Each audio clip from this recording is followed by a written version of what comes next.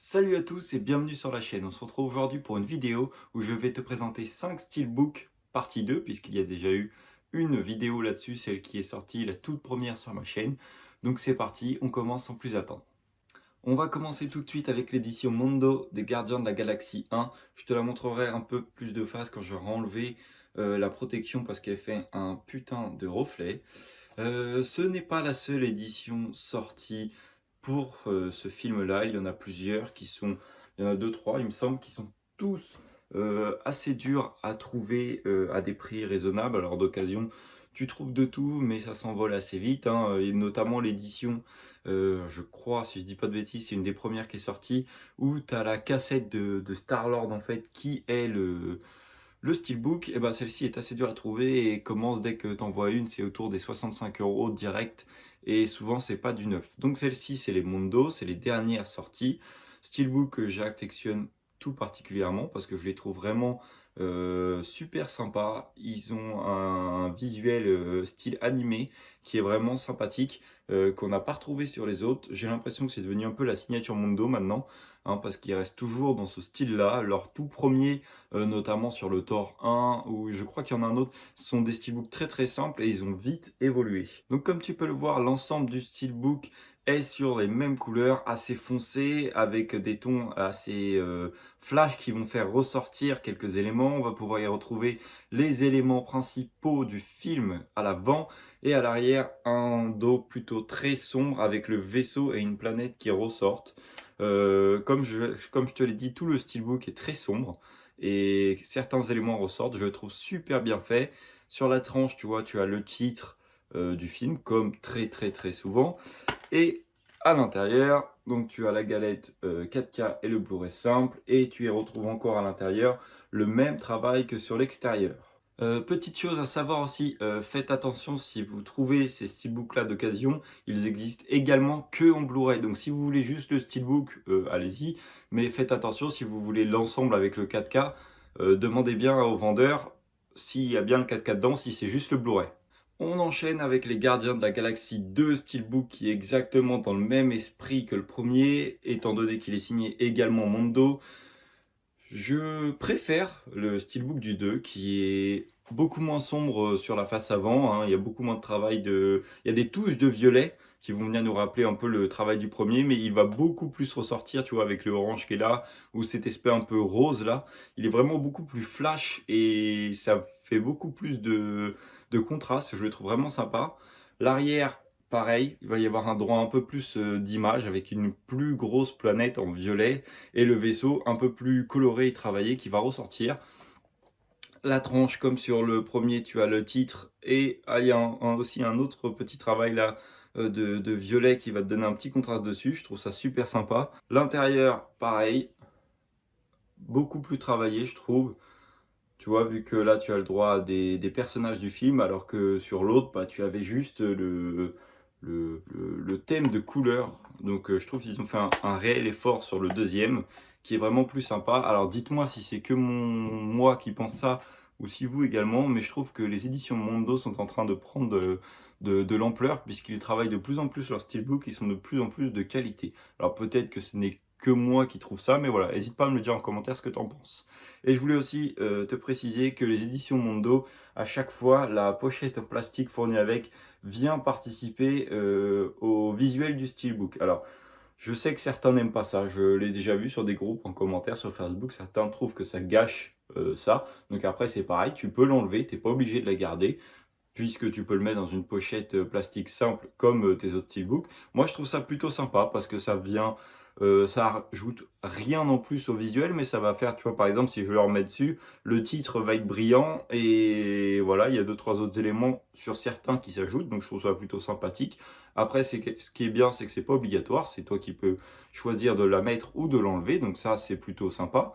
Et c'est les seules éditions où le petit carton qui est derrière la fiche du film, tout simplement, reste en place dessus. Pour l'instant, ils sont toujours pas tombés, puisque je ne sais pas comment vous faites, mais moi, dans tous mes steelbooks, quand il y a la fiche qui est juste collée comme ça derrière, bah personnellement, je la jette, parce que je trouve que la plier en deux ou quoi que ce soit, de la mettre dedans, bah au final, elle est un, on la regarde jamais et deux, elle est en mauvais état et va plutôt gêner plutôt qu'autre chose. Je sais qu'il y en a qui les laissent, donc je sais pas. Dites-moi en commentaire comment vous faites. On enchaîne ensuite avec le steelbook d'OSS 117 Alerte Rouge en Afrique Noire. C'est le tout dernier OSS 117 qui est sorti. C'est un steelbook que tu vas pouvoir retrouver un peu partout puisque je trouve qu'il n'a absolument pas marché. Est-ce que c'est le succès du film ou le steelbook qui n'a pas plu? Je ne sais pas. Moi, je dirais plutôt le succès du film, étant donné que les anciens OSS 117 sont sortis il y a beaucoup plus longtemps. On avait beaucoup moins de restrictions et de choses à ne pas dire, comment dire, au cinéma. Et donc l'humour a été un petit peu modifié.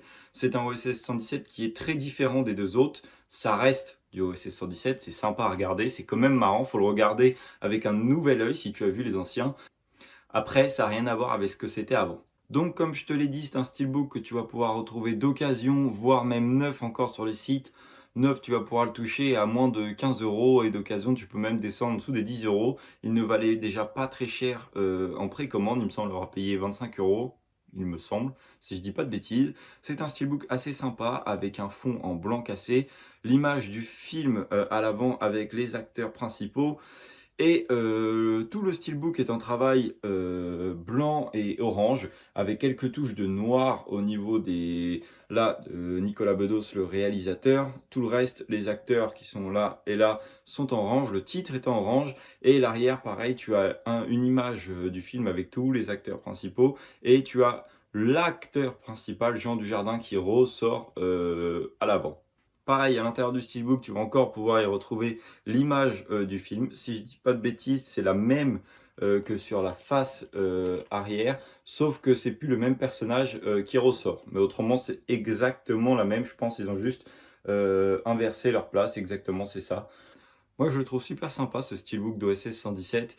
Il est plutôt simple mais très efficace. Les images du film, ça représente tous les personnages principaux, comme je l'ai déjà dit avant. Et donc je le trouve vraiment cool et bien travaillé, ça fait de superbes contrastes. Donc moi je l'aime plutôt bien. On enchaîne ensuite avec le steelbook de Tintin. C'est un steelbook que je me suis procuré sur Vinted. J'ai fait une superbe affaire étant donné que je l'ai payé moins de 2 €. Hein. Je pense que la personne ne connaissait absolument pas la valeur des steelbooks, étant donné que là maintenant on le retrouve aux alentours des 20-25 €, donc je suis plutôt content, étant donné aussi qu'il est arrivé en état impeccable, il n'y a rien du tout, aucune marque, enfin moi j'ai rien pu déceler, donc je suis très content. Sur la face avant, on va pouvoir y retrouver des images du film. Alors c'est un montage étant donné que les trois images sont tirées de scènes différentes. Par contre, à l'arrière du film, c'est une seule et même scène. On peut y voir je vais dire les trois personnages principaux parce que Milou est d'un des personnages. Et retourner sur une barque et avec l'hydravion qui leur fonce dessus.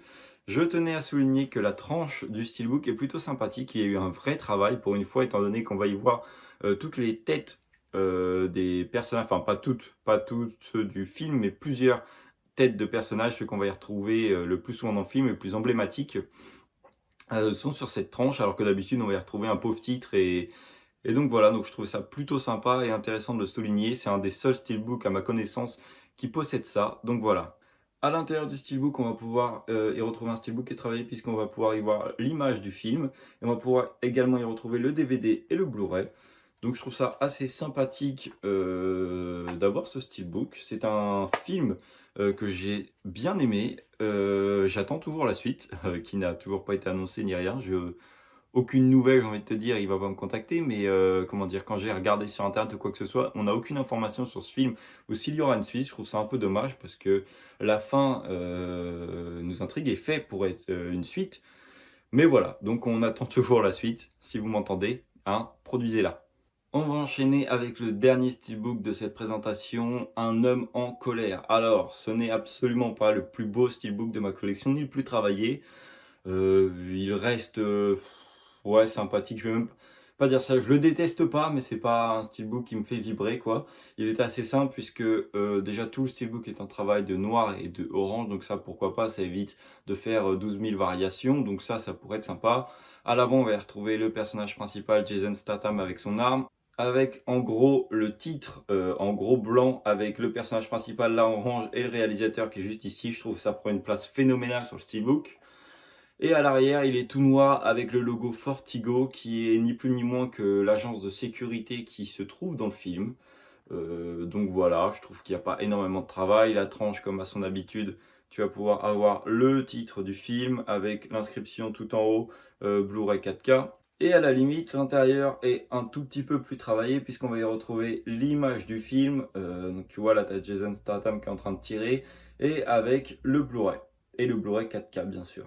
Donc voilà, donc c'est pas le steelbook le plus travaillé de ma collection. Après il est simple, il fait comme le taf, on comprend l'esprit, on comprend l'esprit du film quand même. Mais voilà, il y a rien de folichon je trouve sur celui-ci, mais je tenais à te le présenter quand même, ça fait partie du jeu, que tu vois tous ceux que j'ai. En tout cas, je te remercie d'avoir regardé ma vidéo. N'hésite pas à me dire dans les commentaires quels sont les steelbooks que toi tu possèdes. N'hésite pas à me dire si tu as aimé ce que je t'ai présenté, si tu as des avis à donner dessus, ou si tu as d'autres éditions que celles que j'ai, par exemple notamment sur les Gardiens de la Galaxie, tant qu'il y en a plein d'autres. En tout cas, n'hésite pas à mettre un like, n'hésite pas à t'abonner. Moi, je te dis à la prochaine, salut!